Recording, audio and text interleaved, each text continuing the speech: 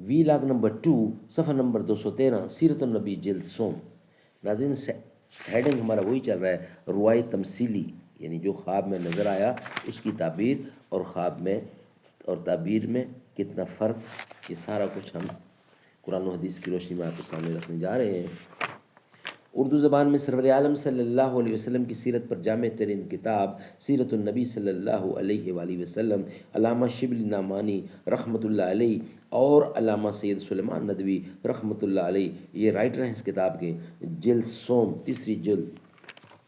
بسم اللہ الرحمن الرحیم، الحمد للہ رب العالمین والصلاة والسلام علی سید المرسلین وعلی آلہ واصحابہ اجمعین۔ وی لاگ نمبر 2۔ کہتا تھا قطب آسماں قافلہ نجوم سے ہم رہو، میں ترس گیا لطف خرام کے لیے، سوتوں کو ندیوں کا شوق بحر کہاندیوں کو عشق، موجائے بحر کو تپش مائے تمام کے لیے۔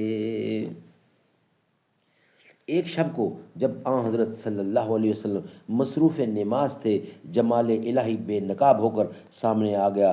صحیحین کے علاوہ دیگر کتب حدیث میں ہے کہ ایک دفعہ آپ صبح کی نماز کے لیے دیر سے برآمد ہوئے، نماز کے بعد لوگوں کو اشارہ کیا کہ اپنی اپنی جگہ پر ٹھہرے رہیں، پھر فرمایا کہ آج شب کو جب میں نے اتنی رکعتیں پڑھیں جتنی میرے لیے مقدر تھیں تو نماز ہی کے اندر میں اونگ گیا، میں نے دیکھا کہ جمال الہی بے پردہ میرے سامنے ہے۔ خطاب ہوا، یا محمد تم جانتے ہو کہ فرشتگان خاص کس امر میں گفتگو کر رہے ہیں؟ عرض کی نہیں اے میرے رب میں نہیں جانتا۔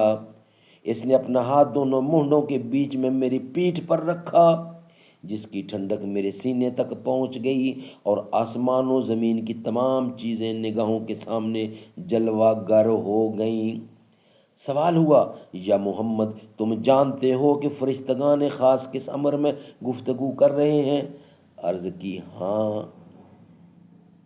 اے میرے رب، ان اعمال کی نسبت گفتگو کر رہے ہیں جو گناہوں کو مٹا دیتے ہیں۔ پوچھا وہ کیا ہیں؟ عرض کی نماز با جماعت کی شرکت کے لیے قدم اٹھانا، نماز کے بعد مسجد میں ٹھہر جانا، اور نہ گواری کے باوجود اچھی طرح وضو کرنا۔ جو ایسا کرے گا اس کی زندگی اور موت دونوں بخیر ہوں گی، وہ گناہوں سے ایسا ہی پاک ہوگا جیسا اس دن تھا جب اس کی ماں نے اس کو جنا تھا۔ پھر سوال ہوا کہ یا محمد درجات کیا ہیں؟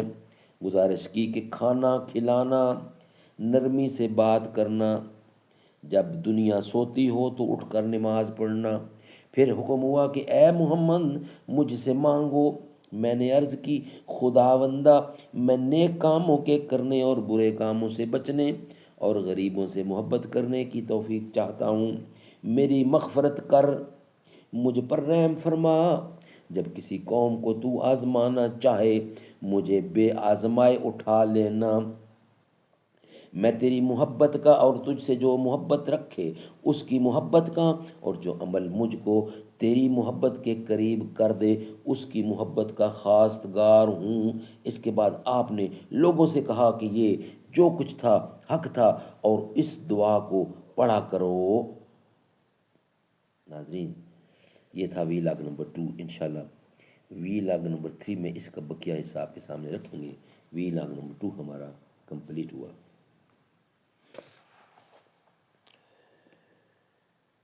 تیرے غیظ و غضب سے لرزتا رہا